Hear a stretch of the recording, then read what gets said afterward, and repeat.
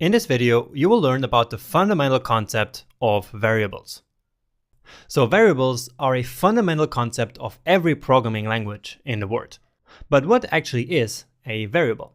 Well, we can say that a variable is like a container in which we can store a value in order to use it over and over again in our code, instead of having to write the value each time that we want to use it. Okay? So let's actually get rid of this code here. And so let me show you how to declare a variable for the very first time. So we have to use the var keyword and then the name of the variable. And I'm going to call this one first name, then equal, and then the value that we want to assign to the variable. And in this case, what I want to assign is a text, a string called John. Okay, and then again, our semicolon at the end. And so with this, we just declared our very first variable. So the variable name here is first name, and the value that we assign to that variable is John. So you can basically think of this variable, this first name variable here, as a piece of memory in your computer in which this John string here is stored. So I used these quotes here to declare this text here, so this string. Okay, I could also have used the double quotes like this, but I think it's a bit more modern to simply use these single quotes. All right, so when we declare some text, we usually just use the single quotes just like this here. All right, so throughout this section here, I will be using variables about persons for all the examples. So stuff like names or jobs or age or something like that. So something defined persons. So let's now do again a console.log. And what we're going to log now is simply the first name variable. All right. And so what do you think will happen when we reload our page now? So let's take a look at that. And indeed, you see John now logged to our console. And that's because we assigned John to this variable. And then JavaScript can retrieve the value of this variable here, which we declared as John. And so first name here is effectively the same as John. Okay, does that make sense? Let's now declare another one. And again, we have to use var. And now let's say last name equal, then again I use these quotes, and then let's say that it's Smith. So John Smith. So that's the last name, and let's declare another one called age, and so let's say that John is 28 years old. And so you see that now it's no longer a string like we had here, but it's now a number. And so that means that it's a different data type. Okay, so here we have text, but here we have numbers. Okay, and so now this is a good time to actually talk about different data types in JavaScript. So in JavaScript, there are 5 different data types: number, string, boolean, undefined, and null. And so far, we have already seen the number and the string, right?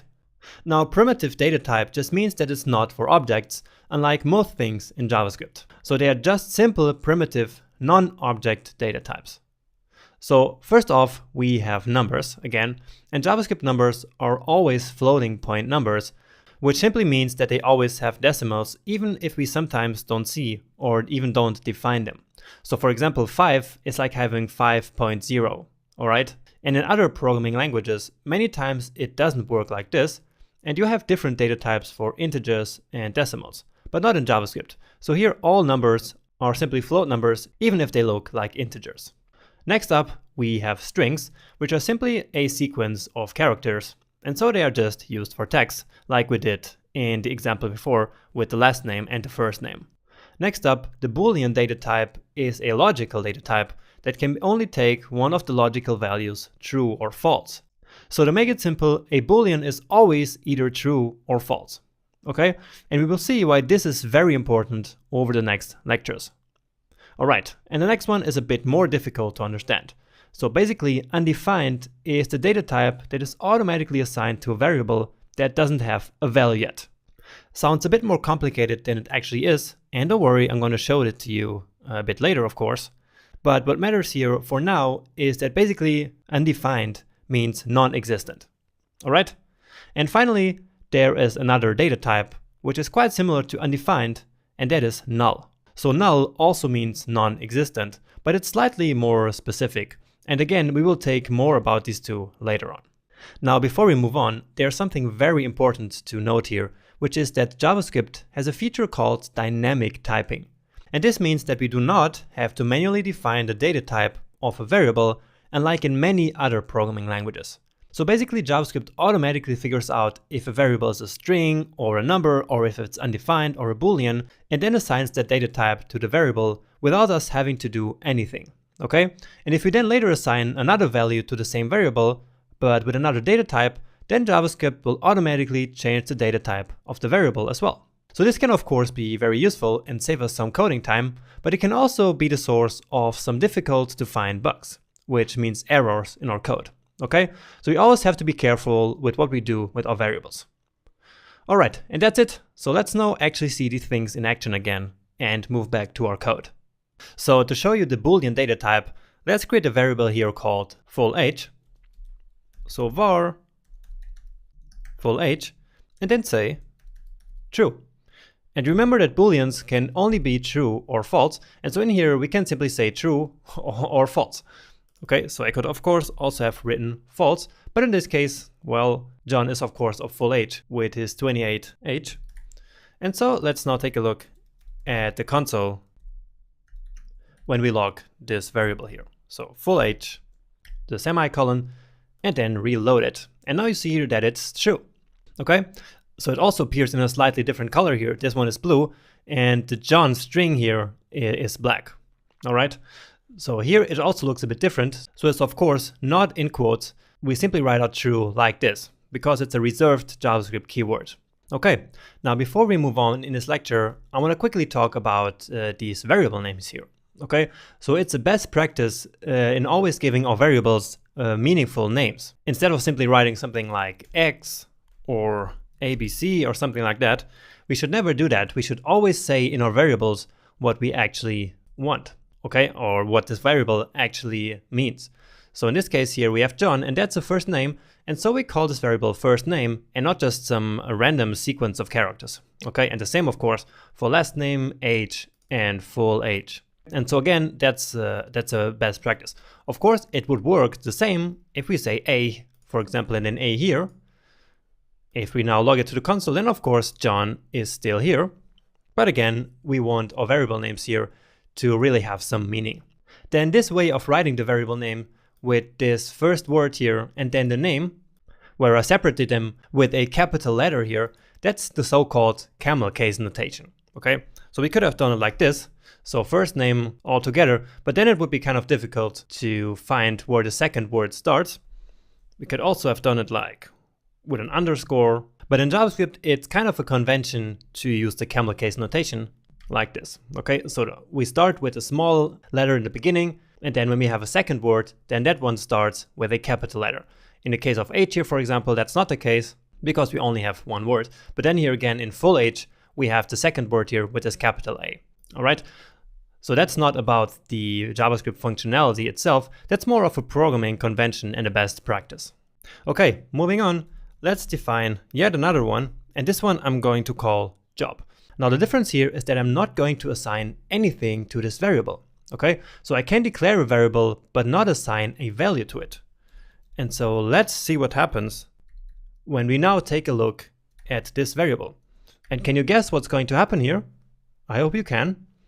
And indeed what we see here is now undefined, coming from script.js at line 11. So this line here prints undefined to the console. And remember that when I showed you that slide, I mentioned that undefined means not existent, and so that's the case. So we declared the variable, but we didn't assign any value to it. And so therefore job is simply undefined, and so that's what we see in the console. We can then later go ahead and assign something to it. So let's say job is teacher.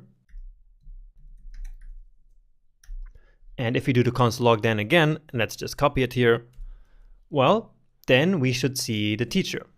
And here we go. So from line 14 comes the teacher after we have declared it here in this line above. Okay, so we have strings here, we have numbers, we have a boolean, and we have also the undefined right here. And so these four are the most important data types that I wanted to show you.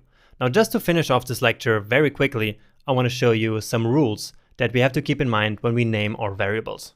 So I already talked about the best practices when naming them, So with this camel case notation that I explained before, but that was not really a rule, that was more of a best practice. But actually there are also some rules that we have to keep in mind.